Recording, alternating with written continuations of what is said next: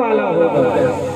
जोगी जटिल, उसकी कोई इच्छा नहीं होगी, कामना नहीं होगी। जो जोगी जटिल अकाम मन, नग्न रहेगा दिगंबर, अमंगल वेश, शमशान की राख लगाएगा, नाग की माला पहनेगा, मुंड की माला पहनेगा। जोगी जटिल अकाम मन नगन अमंगल वेश और अस स्वामी यही का मिले पड़ी हस्त हस्तरे। इसकी हस्तरेखा ये बताती है ऐसा ही पति इसको मिलेगा। और जैसे इतना सुना तो मैना हिमांचल जहां प्रसन्न हो रहे थे एकदम रो पड़े। बाबा कोई पूजा पाठ व्रत अनुष्ठान होगा जिससे मेरे बेटी को ऐसा पति न मिले, कोई और पति मिल जाए। बोले नहीं ऐसा कुछ नहीं। महाराज जिसने दर्द दिया है उसने दवा भी तो बनाई है, कुछ तो होगा उपाय। नारद जी ने सत्यता की घोषणा की।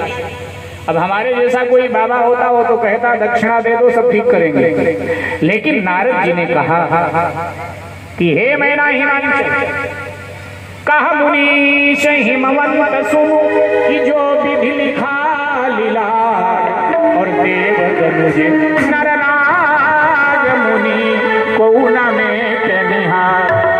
हे मैना हिमांचल, विधाता ने जो भाग्य में लिख दिया है उसको कोई देवता, दानो मानो, यक्ष गंधर्व किन्नर ऋषि मुनि नाग कोई मिटा नहीं सकता है। बहुत उदास हुए मैना हिमांचल। महाराज कोई उपाय नारद जी ने कहा देख जो जो मैंने बर के दोष गिनाए हैं वो सारे दोष भगवान शंकर में पाए जाते हैं।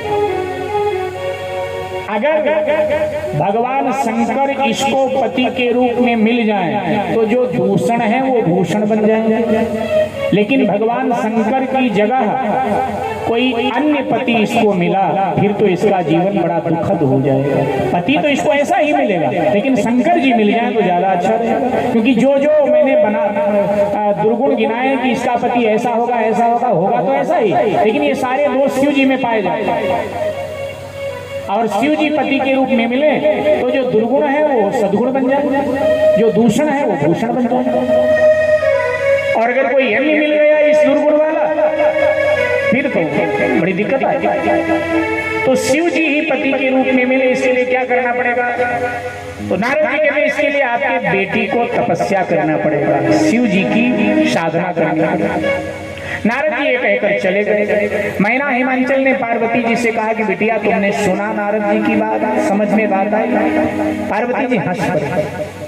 हाँ हाँ पिताश्री, जो बात नारद जी ने बताया है ना, 3 दिन पहले ब्रह्मवेला में हमने सपना देखा था। एक सफेद दाढ़ी वाले महात्मा जिन्होंने पीत वस्त्र पहन रखा था, उन्होंने भी स्वप्न में मुझे उपदेश दिया था कि तुम शिव जी की साधना करो तो तुम्हें पति के रूप में शिव जी मिलेंगे। मैं पिताजी आज ही जाऊंगी साधना करने। माने जो लग रहा था हिमांचल को कि मैं कैसे अपनी बेटी को कहूँ तो जाकर तपस्या कर, उसको हल्का कर दिया पार्वती जी।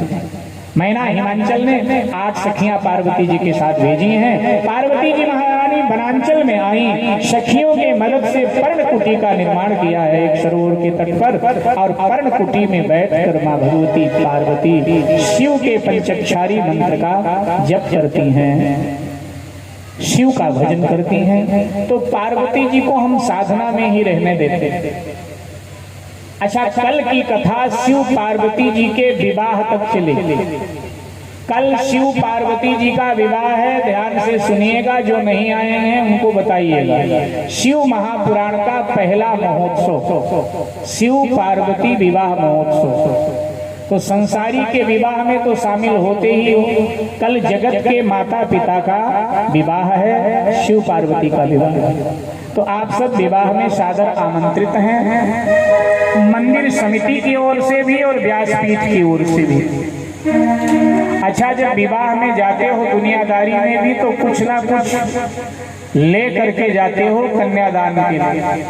तो कल शिव पार्वती का कन्यादान है, तो आप सब खाली ना आए, अपनी श्रद्धा भेंट शिव जी के लिए ले करके आए और अन्य लोगों को भी बताएं, जैसे अपने बेटा बेटी के विवाह में न्योता देते हो। तो अब शिव जी पार्वती जी हमारे ही तो सबको बताएं कि भाई और दिन कथा में नहीं गए हो तो आज शिव पार्वती जी का विवाह है, आज जरूर चलिए। तो घराती बराती के रूप में आप सब कल शिव पार्वती जी के विवाह में सादर आमंत्रित थे। अच्छा, विवाह में थोड़ा देर हो जाता है कि नहीं? संसारियों के विवाह में देर हो जाती है। पंडित जी जो ब्याह का मुहूर्त निकालते हैं ना कि इतने बजे फेरे हैं, तो फेरे का समय तो नाचने गाने में खत्म हो जाता है। फिर बाद में पंडित जी की याद आती है, जब सब खत्म हो जाता है मामला खा पी के, पंडित जी कहाँ गए, बुलाओ। तो विवाह में देर भी हो जाती है। वैसे मैं कोशिश करूंगा बिल्कुल देर ना हो, लेकिन थोड़ी बहुत कल देर हो जाए तो चलेगा? पहले बता के रखो, चलेगा तो फिर चलाएं और ना चलेगा तो फिर वो बताओ। ब्याह शादी में देर हो जाती है, जल्दी बोलो, समय नहीं। थोड़ी बहुत देर चलेगी? चलेगी? अच्छा ठीक है, लाला जी ने कह दिया है कि थोड़ी बहुत तो देर चलेगी, देर हो ही जाती है। वैसे मेरी कोशिश होगी कि ज्यादा नहीं, 10-5 मिनट आगे पीछे कोई बात नहीं, कोशिश ही होगी। एक बात। दूसरी बात,